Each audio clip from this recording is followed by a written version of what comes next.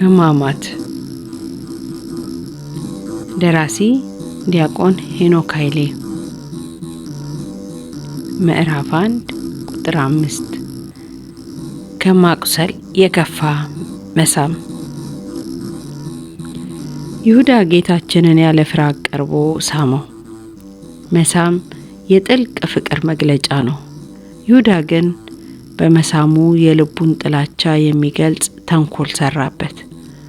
በዚህ ምክንያት ይሁዳ ክፋትን በልባቸው ይዘው የውሸት ፍቅርን ለሚያሳዩ ሁሉ ምሳሌ ሆኖ ቀረ። ቅዱስ አምብሮስ ይሁዳን እንዲህ ይለዋል፣ የመሳምን ትርጉም የማታውቅ ይሁዳ ሆይ ጌታችንን ልትስመው ቀረብ። የሚፈለገው ትልቁ ነገር ግን በከንፈር መሳም አይደለም፣ የልብና የነፍስ መሳም ከሁሉ ይበልጣል።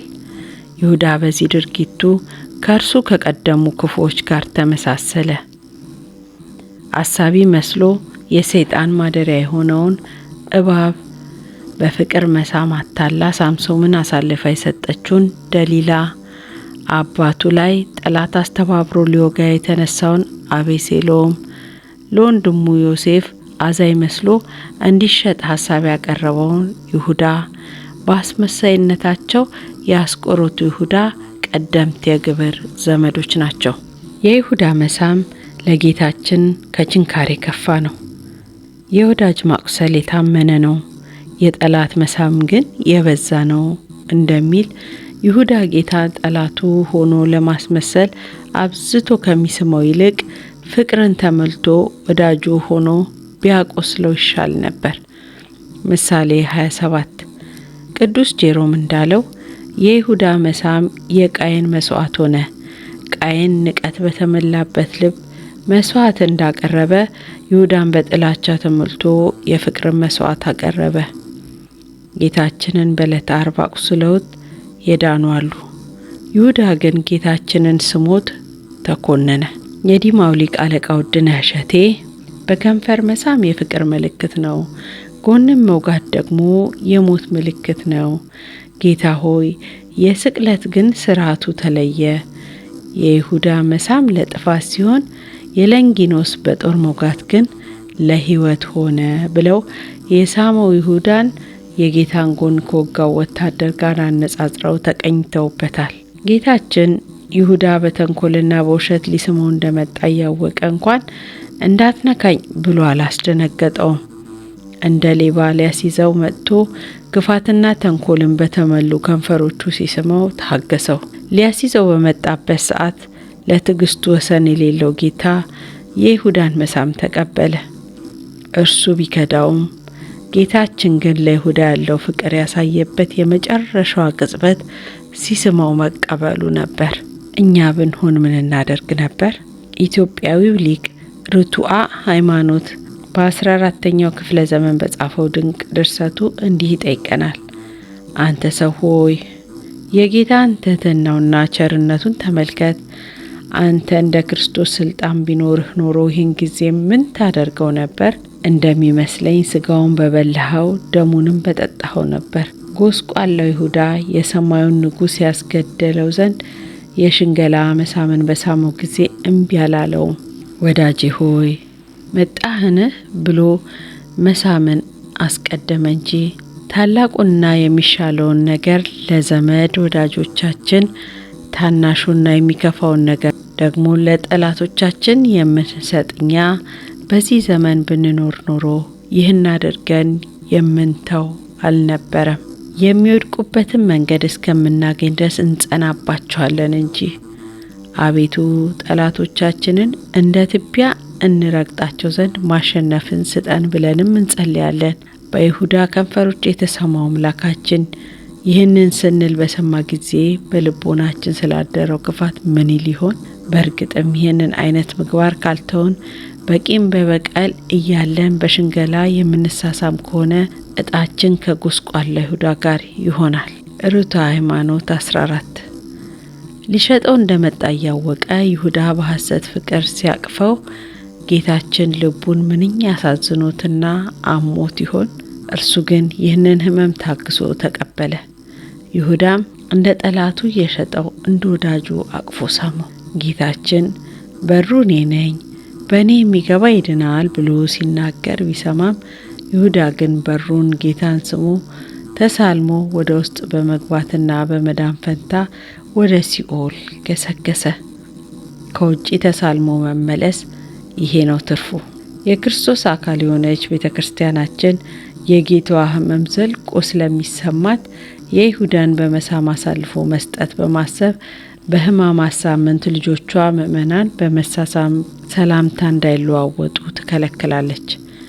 በዓመት ውስጥ 361ዱን ቀናት ተአምኑ በበይናቲክሙ በአምሃ ቅድስት፣ እርስ በርሳችሁ በተቀደሰ አሳሳም ሰላምታ ተለዋወጡ እያለች የቅዱስ ጳውሎስን የሰላምታ አዋጅ በቅዳሴዋ የምታውጀው ቤተ ክርስቲያን በሕማማቱ ሳምንት ግን እንዳይሳሳሙ ታስቆማለች። ይህ ሳምንት መድኃኒታችሁ ስለ እናንተ በሽንገላ መሳም የታገሰበት ሳምንት ነው። ይህ ሳምንት የፍቅር ምልክት የሆነው መሳሳም የጥላቻ ምልክት የሆነበት ሳምንት ነው ብላ ሰላምታ ይቅርባችሁ ትላለች። ምእመናንም በዚያ ሳምንት ውስጥ ሰላምታ ሊለዋወጡ ከጀመሩ በኋላ ሕማማት መሆኑን አስታውሰው ቆም ሲሉ በዚያው መድኃኔ ዓለም ክርስቶስ በይሁዳ መሳም ተላልፎ መሰጠቱን ለቅጽበት ያስባሉ። ጌታችን ይሁዳን ከሳመው በኋላ ወዳጄ ይሁዳ ሆይ ለምን ነገር መጣ? በመሳም የሰው ልጅ አሳልፈ ትሰጣለህን? በማለት እንደተናገረ ሁለቱ ወንጌላውያን የጻፉትን ገጥመን በማንበብ መረዳት እንችላለን። ማቴዎስ 26፣ ሉቃስ 22። ወዳጄ ይሁዳ ሆይ ለምን ነገር መጣ? በመሳም የሰው ልጅ አሳልፈ ትሰጣለህን? የሚለው የጌታ ንግግር ጠላቶቻችሁን ውደዱ ለሚለው ቃል ተግባራዊ ምስክር ነው። ጠላቱ ሲሆን ጠላቴ አላለውም፣ ወዳጄ አለው እንጂ። በቀልን የሚተው ልቡናው ትሁት ጠላቱን ወዳጅ ነውና። ፍቅርም የተጓደለውም በይሁዳ በኩል እንጂ በጌታችን በኩል አልነበረም። ሊቃውንት የሰው ልጅ አሳልፈ ትሰጣለህን የሚለውን ቃል ጥልቅ ነገረ መለኮታዊ መልእክትም ያለው ነው ይላሉ። ጌታችን የተሰወሩ ምስጢራትን በመግለጥ ይሁዳ በትክክል አሳልፎ የሰጠው ማንን እንደሆነ ተናገረ። የሰውን ልጅ በማለት ማንን እንደከዳ አስረዳው። የሰው ልጅ በማለቱ ስጋን በመልበሱ እንጂ በመለኮታዊ ባህሪው ተላልፎ ሊሰጥም ሆነ ሊያዝ እንደማይችል አስረዳ። የሰው ልጅ አሳልፈ ትሰጣለህን የሚለው ቃል ደግሞ ከላይ እንዳየነው የክርስቶስን አምላክነት ለሚጠራጠረውና ጌታ ሆይ ብሎ ሊጠራው ላልወደደው ይሁዳ ምጸታዊ ትርጉም የሚሰጥ ንግግር ነው። ቅዱስ ዮሐንስ አፈወርቅ እንዲህ ይላል፣ መምህርን ወይም ብዙ ነገር ያደረገልህ ጌታህን አሳልፈ ትሰጣለህን አላለውም በማለት ካስተዋለ በኋላ የጌታችንን ንግግር ሲያብራራም ጌታህና መምህርህ ባልሆን እንኳን ኖሮ ንጹሕን የሰው ልጅ አሳልፈ ትሰጣለህን? በከዳው ቅጽበት ትስመዋለህን? መሳምን አሳልፎ የመስጫ ምልክት ታደርገዋለህን? ሲለው ነው ብሏል። ይህ ንግግር በፍጥረቱ መዳን ተስፋ የማይቆርጠው ጌታ ለይሁዳ ያቀረበው የመጨረሻ የሚያራራ ትምህርት ነበር። በዚህች ልብ የምትነካ ጥያቄ ይሁዳ ሊመለስ ይገባው ነበር። የምንሰጠው ምክር ፍሬ አልባ ቢመስለንም እንኳን ወንድሞቻችንን ከመምከር ማቋረጥ የለብንም። የምንጭ ውሃ የሚጠጣው ሰው ባይኖርም እንኳን መፍሰሱን አያቆምም። ዛሬ የማይሰማ ነገ ይሰማ ይሆናል። አሳ አጥማጅ ቀኑን ሙሉ ባዶ መረብ በባህር ውስጥ ጥሎ ሊውል ይችላል። በመጨረሻዋ ቅጽበት ግን አሳ ሊያጠምድ ይችላል። ለዚህ ነው ጌታችን ይሁዳ እንደማይሰማ እያወቀ እንኳን እስከ ተያዘበት የመጨረሻ ሰዓት ድረስ ምክርን መስጠቱን ያላቋረጠው ይላል ቅዱስ ዮሐንስ አፈወርቅ። አሁን ጌታችን የይሁዳን ነፍስ ወደ ቅድስና ምዕራፍ አጥምዶ ለማስቀረት 3 ዓመታትን ሙሉ ያለማቋረጥ እጁን ዘረጋ።